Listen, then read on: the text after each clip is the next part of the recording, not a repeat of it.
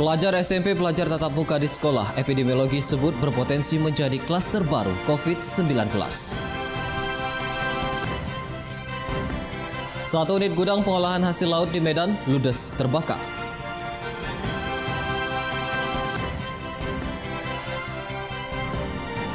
Hadapi pandemi COVID-19, Faji Sumut sosialisasikan adaptasi kenormalan baru lewat parade Arung Jeram. Halo pemirsa, senang sekali kami dapat kembali hadir di hadapan Anda dalam program Wajah Sumut edisi Jumat 21 Agustus 2020. Selain 3 berita utama tadi, kami juga telah menyiapkan informasi menarik lainnya selama 30 menit ke depan. Bersama saya Dana Pangaribuan, kita sambut Wajah Sumut selengkapnya.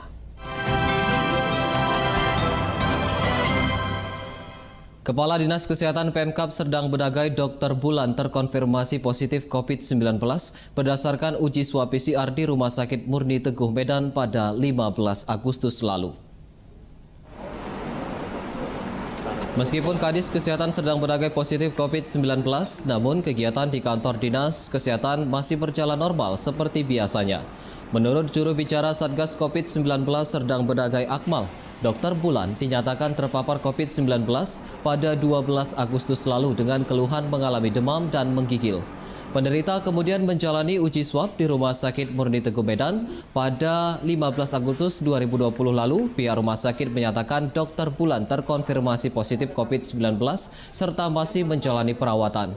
Hingga kini di Kabupaten Serdang Bedagai jumlah kasus positif COVID-19 ada sebanyak 118 kasus. 3 diantaranya meninggal dunia, 41 orang dinyatakan sembuh dan 74 lainnya masih menjalani perawatan dan isolasi.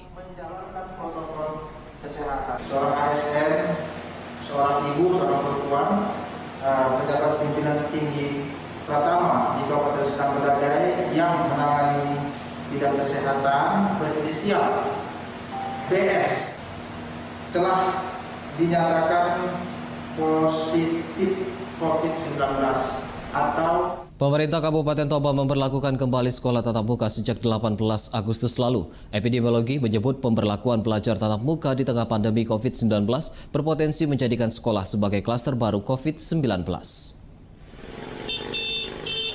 Sebanyak 51 sekolah tingkat SMP di Kabupaten Toba kembali menerapkan sistem belajar tatap muka sejak 18 Agustus lalu di tengah pandemi COVID-19. Kepala Dinas Pendidikan Toba Parlinggoman Panjaitan menyebut penerapan belajar tatap muka akan diuji selama sepekan untuk selanjutnya dievaluasi yang diawasi oleh Dinas Pendidikan dan Bupati Toba. Menanggapi dibukanya kembali sekolah belajar tatap muka, pakar epidemiologi Sumatera Utara Dr. Putri Eyanur menyampaikan untuk saat ini di Sumatera Utara KBM tatap muka tidak direkomendasikan. Menurut pakar, pembukaan sekolah dengan KBM tatap muka berpotensi menjadikan sekolah sebagai klaster baru COVID-19 di Sumatera Utara.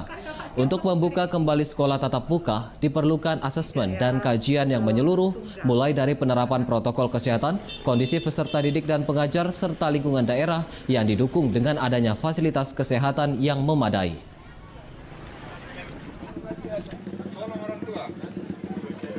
Apakah ini akan menjadi klaster baru pada anak-anak, maka kita harus untuk membuktikannya, kita harus melakukan pemeriksaan atau tes secara random pada anak-anak tersebut. Nah, dari situlah kita bisa tahu bahwa ternyata ada angka-angka positif pada anak yang selama ini tidak dijumpai gitu. Karena anak ketika dia terkena COVID-19, tendensinya adalah tidak bergejala. Nah, di kita kalau tidak bergejala ya tidak dites, seakan-akan negatif. Padahal Pemirsa, jumlah kasus konfirmasi positif COVID-19 di Sumatera Utara terus meningkat yang kini hampir mencapai 6.000 kasus. Rendahnya tingkat kesadaran masyarakat mematuhi protokol kesehatan masih menjadi salah satu penyebab naiknya kasus COVID-19. Data tersebut dikonfirmasi tim Satgas COVID-19 Sumatera Utara per tanggal 20 Agustus 2020. Jumlah kasus konfirmasi COVID-19 Sumatera Utara meningkat sebanyak 59 kasus, menjadi total 5.957 kasus konfirmasi, sedangkan suspek sebanyak 557 orang. Untuk penderita positif COVID-19 yang meninggal dunia, kini berjumlah 269 orang dan yang telah dinyatakan sembuh mencapai 2.913 orang. Masih rendahnya tingkat disiplin masyarakat dalam mematuhi protokol kesehatan menjadi salah satu faktor tingginya penularan kasus COVID-19 di wilayah Sumatera Utara.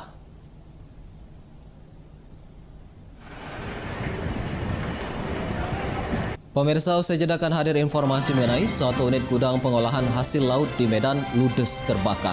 Tetaplah bersama kami.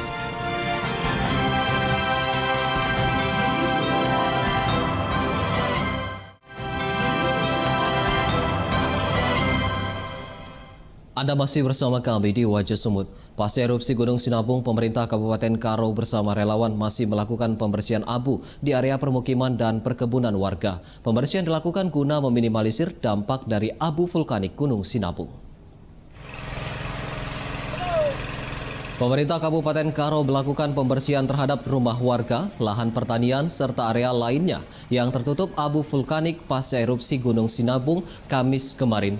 Badan Penanggulangan Bencana Daerah atau BPBD Karo melakukan penyiraman menggunakan mobil pemadam kebakaran Kabupaten Karo. Penyemprotan dilakukan untuk mengantisipasi dampak abu vulkanik terhadap kesehatan serta pertanian warga. Hingga kini erupsi gunung api Sinabung masih terus terjadi dan menghembuskan material abu vulkanik. Erupsi Gunung Sinabung berimbas di 4 kecamatan di Kabupaten Karo, yakni Kecamatan Namanteran, Kecamatan Brastagi, Kecamatan Simpang 4, dan Kecamatan Merdeka. Sementara status Gunung Sinabung masih berada di level 3 atau siaga.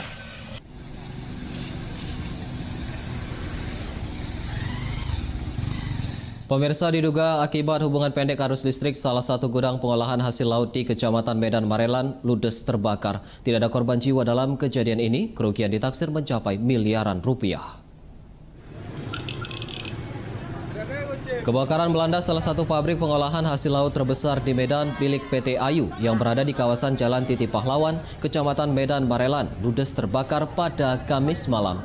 Banyaknya bahan mudah terbakar membuat api terus merambat ke seluruh bangunan gudang.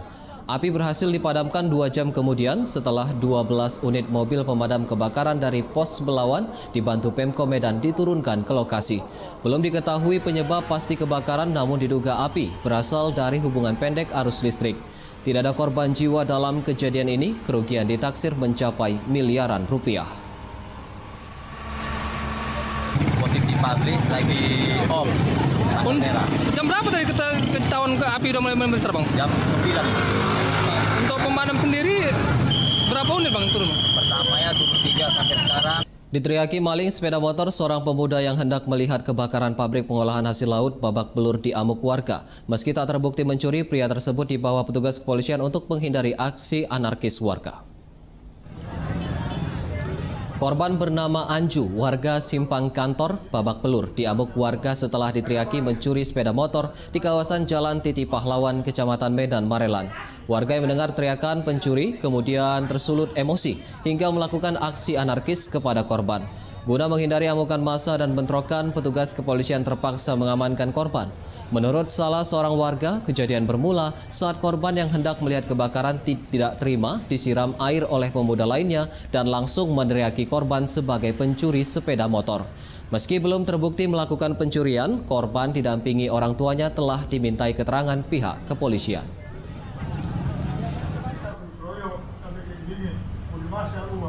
Kenal orangnya? Sementara itu diduga cekcok karena hal sepele, seorang istri di Serdang Bedagai tega membakar suaminya sendiri yang berusia 60 tahun.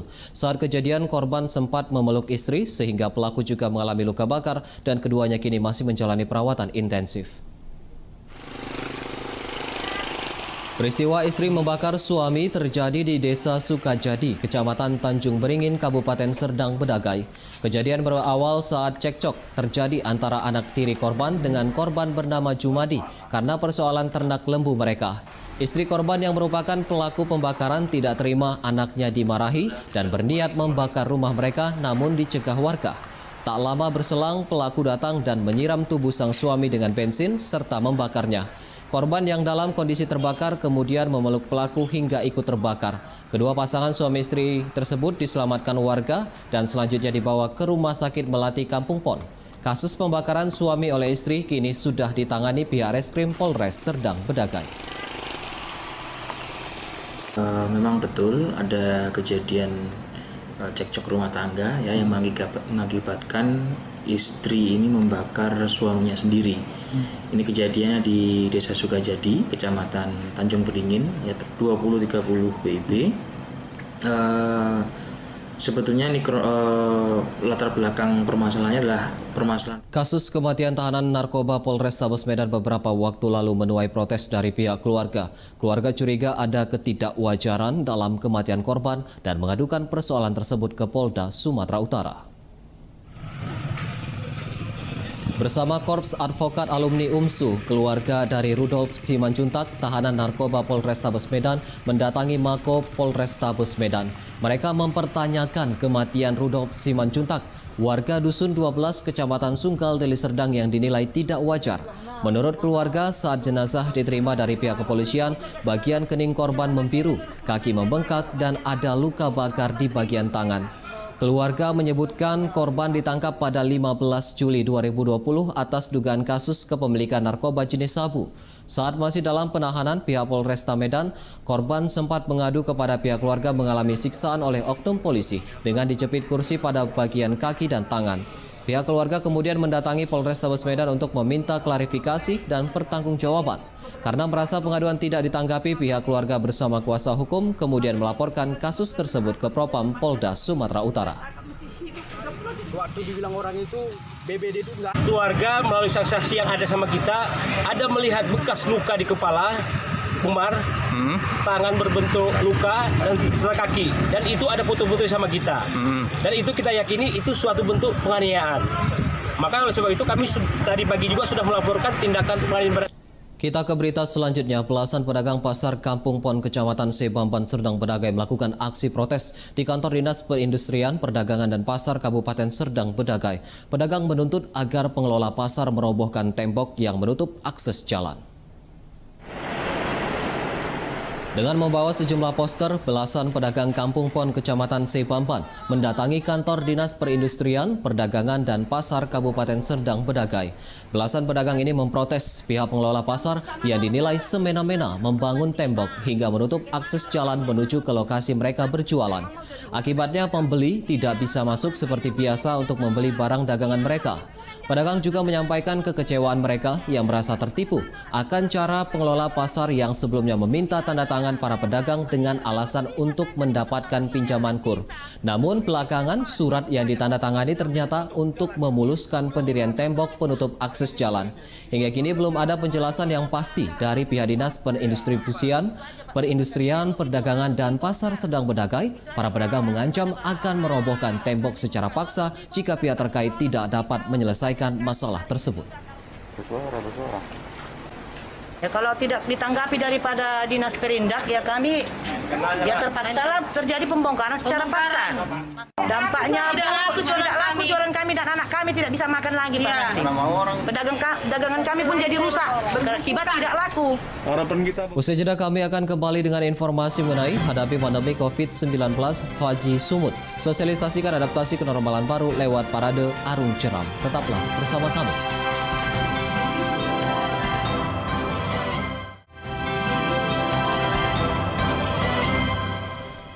Kembali lagi di Wajah Sumut, beragam cara dilakukan untuk mensosialisasikan adaptasi kebiasaan baru di masa pandemi COVID-19.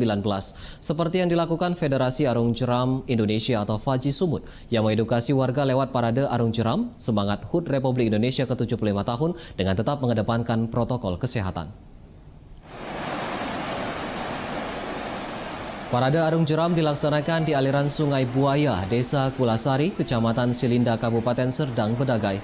Kegiatan diikuti Bupati Serdang Bedagai Sukirman bersama 125 peserta Arung Jeram dari Faji Deli Serdang, Serdang Bedagai, Medan, dan Langkat. Menurut Ketua Faji Sumut Sukirman, parade Arung Jeram dilaksanakan dalam rangka sosialisasi adaptasi kebiasaan baru dengan menggalakkan olahraga namun tetap mengedepankan protokol kesehatan sekaligus menggairahkan kembali dunia pariwisata di tengah pandemi COVID-19. Diharapkan ke depannya lokasi Arung Jeram Sungai Buaya bisa menjadi salah satu destinasi wisata yang dapat menambah pendapatan masyarakat di dua kabupaten. Selain sosialisasi adaptasi kebiasaan baru, kegiatan ini juga dilaksanakan dalam rangka menyemarakan HUT Kemerdekaan Republik Indonesia ke-75 tahun. Ekspedisi kita hari ini melakukan kegiatan satu sosialisasi adaptasi kebudayaan baru, yaitu bagaimana masyarakat dalam suasana seperti ini bahwa dunia pariwisata sebagai salah satu bidang ekonomi dibuka, tetapi protokol kesehatan tetap harus dinomorsatukan. Bupati Simalungun JR Saragih membuka penyelenggaraan Musabaqah Tilawatil Quran atau MTQ ke-46 tahun 2020 tingkat Kabupaten Simalungun secara virtual yang diikuti sebanyak 543 peserta. Pembukaan penyelenggaraan Musabaqah Tilawatil Quran atau MTQ ke-46 tahun 2020 tingkat Kabupaten Simalungun dilaksanakan di Gedung Majelis Ulama Indonesia Simalungun. Pembukaan dilakukan secara virtual ditandai dengan menabuh rebana oleh Bupati Simalungun beserta Ketua MUI Simalungun Abdul Halim Lubis serta sejumlah pejabat daerah lainnya serta peserta MTQ dan kafilah kontingen. Kegiatan dilakukan dengan penerapan protokol kesehatan dengan mewajibkan penggunaan masker, mencuci tangan, menjaga jarak, serta pengukuran suhu tubuh sebelum memasuki gedung. MTQ tahun ini berlangsung selama 3 hari yang diikuti sebanyak 543 peserta yang diadakan di 3 lokasi berbeda, di antaranya di Gedung MUI, Ruang Kelas UISU, dan Kantor Kementerian Agama Simalungun. Ada 6 cabang yang diperlombakan, di antaranya tingkat anak-anak, remaja, dan dewasa seperti mujawad, tartil, tahfiz, fahmi, khotil, dan syahir Quran. Para pemenang MTQ nantinya akan menjadi utusan Simalungun pada pertandingan MTQ tingkat provinsi yang rencananya akan dilaksanakan di Medan pada awal September 2020 mendatang. Kita coba dengan virtual seperti ini, kita berada di sini tapi di kecamatan tetap dilakukan kegiatan ini dengan menggunakan protokol kesehatan. Dengan harapan kita, Kabupaten Simalungun harus punya kontingen untuk Sumatera Utara. Itulah maka dibuat acara ini dengan sesederhana ini, tapi kita juga mengharapkan mendapatkan yang terbaik. Karena kita yakin anak-anak orang Simalungun ini cerdas dan pintar. Pemirsa, kita beralih ke berita lain. Seorang anak asal Kecamatan Kota Pinang, Kabupaten Labuhan Batu Selatan menderita pembesaran kepala tidak normal atau hidrosefalus. Pihak keluarga berharap adanya bantuan dari pemerintah dan dermawan untuk membantu biaya operasi anaknya. Seperti inilah kondisi Reno Pratama Hasibuan, usia 3 tahun, anak pasangan Syahrial Hasibuan dan Murniarti Daulay, warga Kecamatan Kota Pinang, Kabupaten Labuhan Batu Selatan. Reno Pratama didiagnosa menderita hidrosefalus atau pembesaran kepala tidak normal. Menurut sang ibu, Murniarti Daulay, semula Reno lahir dengan keadaan normal, namun saat usia 4 bulan muncul kelainan pada bagian kepala Reno. Kedua orang tuanya sudah membawa Reno berobat, namun keterbatasan biaya akhirnya membuat mereka terpaksa menghentikan pengobatan. Kini orang tua Reno berharap pemerintah dan pihak dermawan dapat membantu mereka agar Reno bisa menjalani operasi dan tumbuh seperti anak normal lainnya.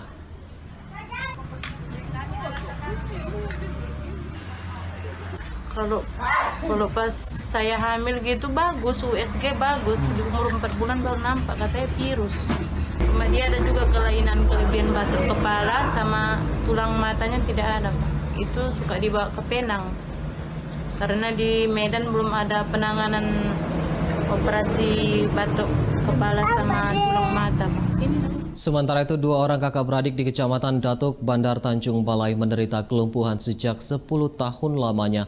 Keterbatasan ekonomi keluarga membuat keduanya hanya dapat dirawat di rumah tanpa perawatan medis. Dan pemirsa, informasi tersebut sekaligus menjadi penutup Wajah Sumut edisi hari ini. Saya Dana Pangaribuan beserta seluruh kru yang bertugas mengucapkan terima kasih atas perhatian Anda. Selamat siang dan sampai jumpa. Selamat beraktivitas kembali.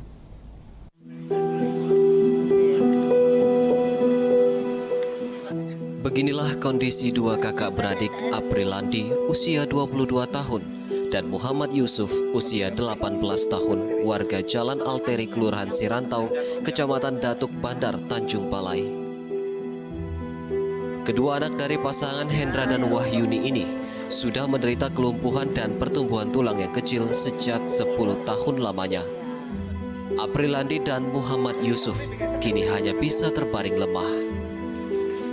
Menurut sang ibu, Wahyuni, Aprilandi awalnya tumbuh layaknya anak normal, namun ia mengalami kelumpuhan usai terjatuh ketika bermain yang berakibat pada pengecilan tulang. Begitu juga sang adik Muhammad Yusuf, tak berselang lama, ia juga mengalami kelumpuhan. Awal bulannya jatuh. Terus? lambat ke laut, lambat laut juga nggak lama diobati kayak gini sepertinya Pak anak saya Pak. Sedih lah tengok adiknya pun sedih Pak. Terus yang anak keduanya nih? Anak kedua katanya gizi buruk. Yang itu sejak usia berapa itu? Usia 9 tahun.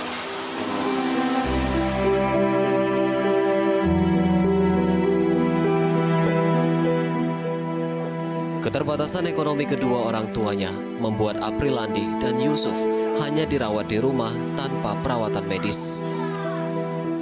Kini kedua kakak beradik Aprilandi dan Yusuf mengharapkan uluran tangan dermawan dan pemerintah daerah agar mereka dapat menjalani perobatan. Dari Tanjung Balai, Sumatera Utara, Ferry Matondang, Metro TV.